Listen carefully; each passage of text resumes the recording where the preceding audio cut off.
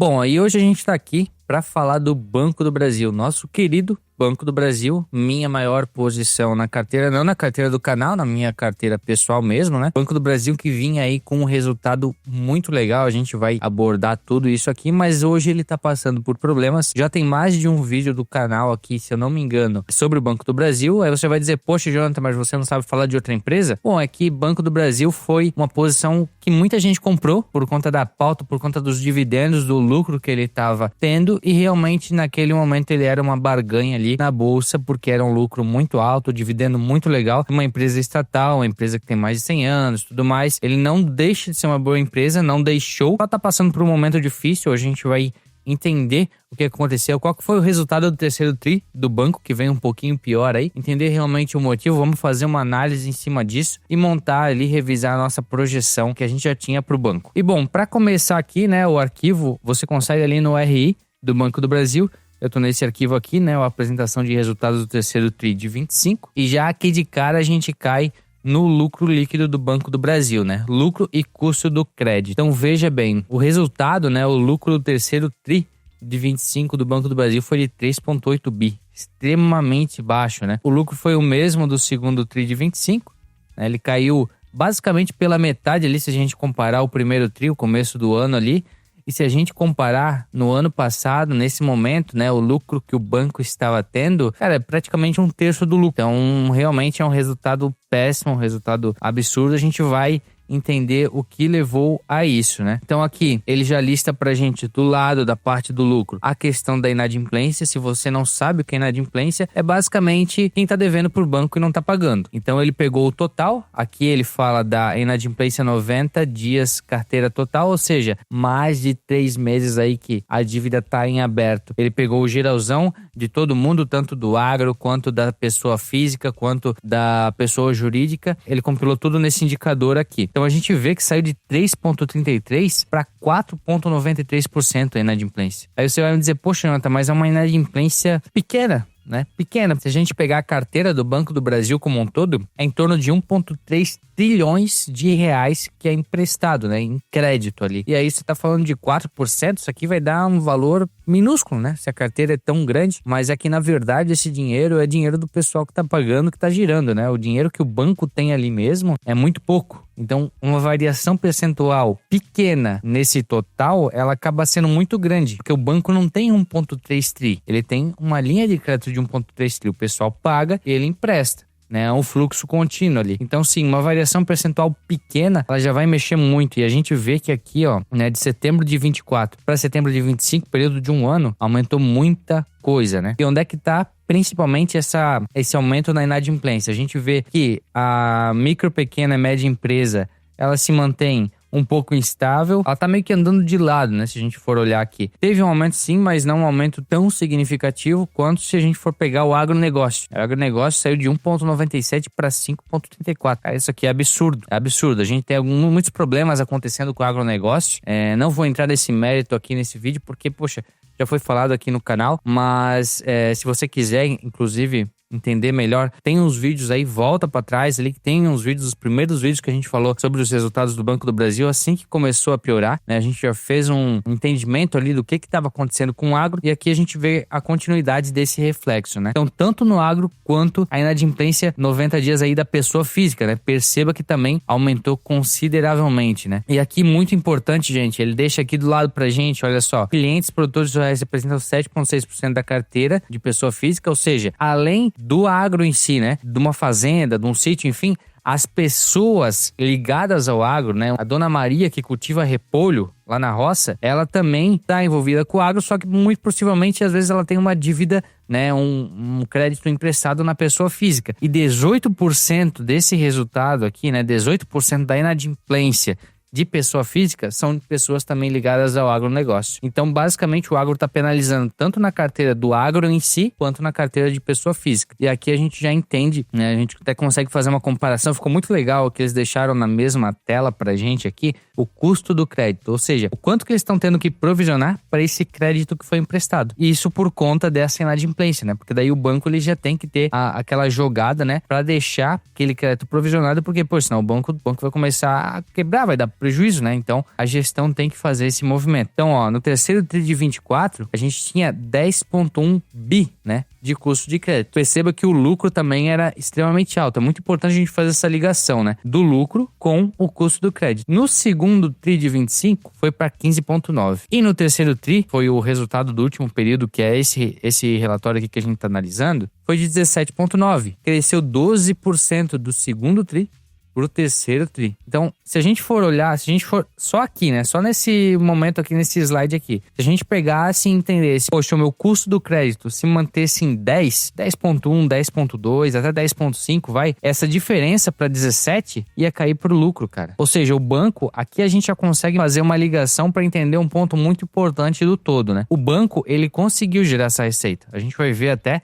que a margem financeira bruta dele deu uma leve aumentada. Então ele tá conseguindo gerar, tá conseguindo faturar. O problema dele é na inadimplência. Aí ele tem que provisionar esse crédito. Porque se esse crédito não tivesse provisionado aqui, os 7 bi ali ia para lucro.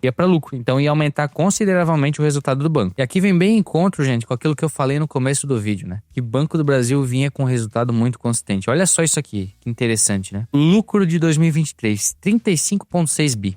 Absurdo.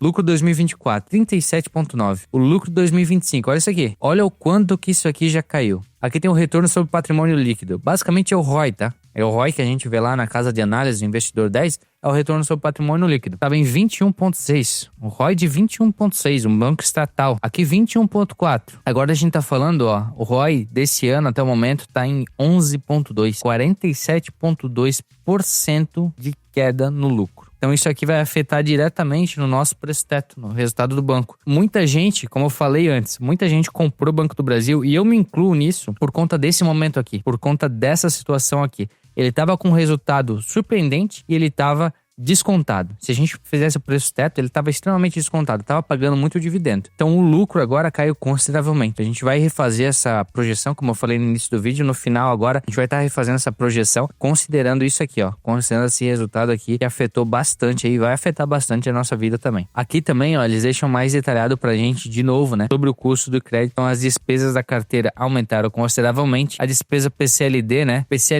que é a mesma coisa que o PDD ali que muita gente coloca, mas aqui ele fala pra gente novamente sobre a provisão do crédito. Então, de novo, né? Foi para 17,9 bi. Quando a gente olha esse resultado aqui como um todo, esse valor como um todo aqui, né? 8,8 bi é do agronegócio, 6 bi pessoa física e 3,9 bi pessoa jurídica. Casa muito com aquilo que a gente viu lá no começo, né? Então, o agro como principal, muitas pessoas ligadas ao agro ali na questão de pessoa física e também um pouco de pessoa jurídica. Entenda, aqui eu não tô colocando o agronegócio como o malvadão da história. São coisas que acontecem realmente, a gente tem que entender o porquê aconteceu e aí, a partir disso, tomar a nossa decisão de alocação. E olha só aqui do lado que interessante também, eles deixam pra gente os 9 primeiros meses, né, de 2024, ou seja, primeiro, segundo, terceiro TRI, e aqui de 25, né? A diferença do custo de crédito, a gente tá falando de 66%. Então, basicamente, tudo tá casando, né? A gente sempre tem que ler o relatório e fazer essa ligação. Tudo tá casando com aquele resultado que a gente viu lá em cima, né? Que veio extremamente péssimo. Aqui também, o banco deixou pra gente no relatório,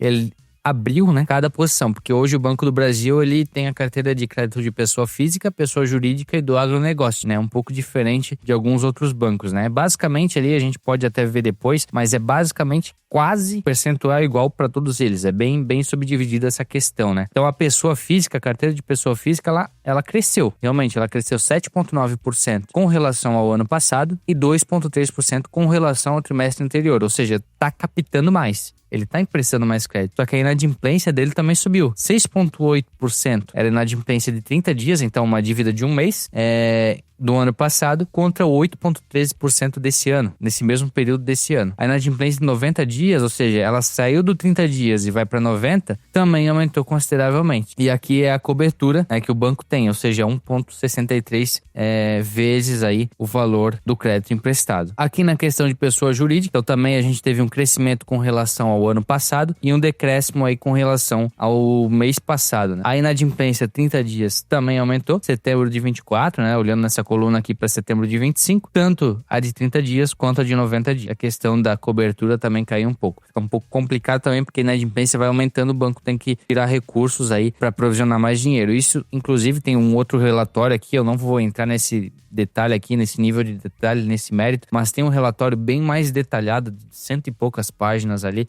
que o banco soltou, e a gente consegue ver que ele está emitindo LCI, LCA, ou seja, ele está emitindo TVMs ali, né, para ele fazer essa captação de recursos também. Então ele está preocupado com o fluxo de caixa, querendo ou não, isso aqui vai impactar diretamente no fluxo de caixa do banco. E aqui do agronegócio, né, o agronegócio também, a carteira de crédito cresceu com relação ao ano passado, teve um decréscimo com relação ao mês de junho para setembro, e a inadimplência aqui estourou, né, inadimplência 30 dias aí, isso aqui é loucura, basicamente dobrou. Aqui também, olha só, ele deixa pra gente clientes em recuperação judicial. Olha isso aqui, cara. Olha isso aqui. 608 para 908 clientes estão em recuperação judicial. Isso aqui é loucura, cara. Que é loucura. A gente fizer uma conta aqui, fazer uma conta de padeiro, pegar os 928, dividir sobre os 608 e vou tirar 1, né? Porque a gente tá falando de percentual, aumenta de 52%. 52% a mais de recuperação judicial, né? E aí aqui também para fechar o raciocínio do relatório, né? Bem casando sobre tudo que a gente falou até agora, né? Sobre esse nosso entendimento de que, poxa, o que tá prejudicando o banco, na verdade, é essa questão da inadimplência. Eles deixam aqui pra gente, né? Questão do spread global. Spread global basicamente é a diferencinha ali que o banco ganha. Dá pra entender, pra ficar mais fácil, a gente entender isso quase como um lucro, né? Porque o banco capta esse dinheiro a um valor X e ele empresta um valor Y, né, que é uma taxa a mais. Isso seria o spread, o quanto que o banco tá ganhando. Então, se a gente pegar do terceiro TRI de 24 para 25, ele caiu um pouquinho, mas ele tá meio lateralizado. Não tá um negócio absurdo, né? E a taxa média de spread, ela subiu. Taxa de recursos também. Quando a gente olha num todo, a margem financeira bruta, ou seja, o faturamento do banco, basicamente, comparando o percentual ano a ano, teve um crescimento de 2%. De trimestre a trimestre, um crescimento de 5,1%. Ou seja, o banco ele tá crescendo. Ele tá trazendo mais valor. A questão é a qualidade desse crédito por conta da inadimplência, né? Falo da qualidade por conta da inadimplência, que agora tá ferrando o Banco do Brasil, nesse momento. Por fim, aqui, ó, o banco deixa pra gente também o guidance revisado. Eu não vou falar de tudo aquilo que foi mantido aqui, né? A gente pode ver que teve bastante coisa que o banco manteve. Não vou entrar nesse mérito porque já foi falado aqui anteriormente. Eu vou falar exatamente daquilo que foi alterado. Então, na última apresentação de resultados do banco, a gente já teve um aumento do custo do crédito esperado para esse ano, por conta desses problemas que começaram a acontecer. E agora a gente teve novamente, né, mais um intervalo aí revisado de custo do crédito de 59 para 62 bilhões. Isso é coisa pra caramba. E aqui justamente, ó, eles revisaram também a questão do lucro. É diretamente onde é que vai impactar lá na nossa planilha de preço teto. Então, tinha um lucro projetado, né, de 21 a 25 bi. E a minha projeção eu fiz em cima dos 21, né? Porque, vamos ser conservador, vamos considerar sempre o pior cenário possível, né? E agora o banco revisou de 18 a 21 bi. Ou seja, uma queda aí de 3 bi no lucro. Quando a gente volta aqui, né, considerando o lucro que o banco teve nos 3 primeiros trimestres desse ano, cara, muito improvável que ele chegue nos 21. Muito improvável. Claro, pode acontecer, tá? Mas é difícil. É mais provável os 18. E aí, considerando esses 18, vindo aqui para nossa planilha de preço teto, né? Então, faça um preço teto histórico, lucro histórico, desde 21, né, até 25. Perceba que antes estava 21 bilhões aqui, né? Se você pegar um vídeo antigo, vai estar 21 bi. Eu já fiz essa substituição considerando esse lucro aí que teve no guidance revisado. Payout de 30%, que foi o que o banco anunciou, não teve mudança até esse momento. E aqui o respectivo de cada ano anterior, né? O preço teto, considerando um yield mínimo de 8% ao ano, isso histórico, falando do que já passou, seria de R$27, gente. É justamente por conta daquele resultado que a gente viu lá no relatório. Era um resultado absurdo, tava descontadíssimo na bolsa. E muito eu comprei por conta disso aqui. Porque esse preço teto aqui tava uma loucura, tava altíssimo e tinha muita margem para comprar. Então eu sempre faço preço teto histórico. Ao lado eu coloco o projetivo, que eu parto do ano vigente. Então, hoje a gente tá falando de 18 bi, 30% do payout. E aqui eu projeto para cada ano, né, um crescimento aí de 5%. Um crescimento de 5% aí nos lucros do banco. Pode ser que venha mais? Possivelmente, né? A gente vê a gestão aí falando, o mercado inclusive tá precificando isso. Que olha só, o meu preço teto ele fica extremamente baixo quando eu considero esse lucro de 18 bi, né? Então eu entendo hoje que o mercado ele tá um pouco otimista, ele tá considerando que o Banco do Brasil vá sair dessa, né? Ele vai voltar a entregar resultados consistentes ali, não esse ano, mas a partir do ano que vem, quem sabe ali. Porém, eu ainda assim considero que ele vai partir dos 18 bi e vai fazer um crescimento de 5% anual. O payout, considerei 30% e que esse payout vai aumentar. Então, tô tendo uma consideração não tão conservadora, mas ainda com o crescimento aí do Banco do Brasil. Se a gente, né, aqui eu tô considerando um yield de 8% mínimo no ano, mas se eu jogar para 6, ainda assim não ia ser um valor de compra. Ele iria meu preço teto para R$21, né? Quando a gente olha aqui, eu tenho essa parte do compilado aqui, né? Banco do Brasil, né? Então, preço teto histórico 27, como a gente viu anteriormente. Preço teto projetivo. Se eu jogar o yield mínimo para 6, vai para 21. Se eu jogo para 8, vai para 15. E o preço teto histórico barra projetivo, onde é que eu compilo os dois, fica de 22,78. O que acontece, né? É complicado eu considerar esse histórico projetivo, porque o histórico levanta muito meu preço teto. Então hoje eu tô considerando o projetivo. E tô totalmente sem margem para compra. As ações que eu tenho hoje na carteira não vou me desfazer. Tenho muito claro essa questão de que, poxa, Banco do Brasil não deixou de ser uma boa empresa. Ele tá num período ruim. E aí, a partir do momento que eu considerar que ele vai sair desse período ruim, né, que eu entender que, poxa, agora vai, muito possivelmente eu volte a fazer aportes no Banco do Brasil. Talvez um ou outro antes para tentar baixar meu preço médio, mas estou avaliando isso. Tem que fazer o valuation certinho para entender qual que é o momento do banco. E lembrando, isso não é uma recomendação de compra, até porque eu não posso te recomendar nada, né? Mas não deixou de ser uma boa empresa. Talvez não seja o momento de esperar o quarto tri, né? O resultado do quarto tri, pra gente ver como é que vai fechar esse ano, como é que vai se comportar no começo do ano que vem. Porque, bom, a gente sabia que não ia ser uma coisa de momento. Eu vi muita gente aí comentando, né? Muito pessoal no mercado, principalmente aqui no YouTube mesmo, né? Falando que, poxa, vou segurar minhas ações, o Banco do Brasil tá caindo, vou comprar mais que oportunidade, enquanto eles vendem eu compro. Só que eu já imaginava desde o começo, bom, vou comprar mais, mas por quanto tempo que a gente consegue segurar esse resultado ruim? Por quanto tempo? Porque não ia ser de um trimestre pro outro que ia resolver o mundo. E bom, e é isso que a gente tá vendo que tá acontecendo na prática. Tá bom, tô congelado, né? Não vou vender minhas ações, cara, a empresa não perdeu o fundamento, ainda tá legal, gosto muito do negócio, uma estatal, paga muito dividendo, só que tá sendo afetado por essa questão de inadimplência, né, do agronegócio principalmente, e aí isso vem ligado a muitas outras coisas, né, cara, taxa de juros, questão da safra, o El Niño mesmo, né.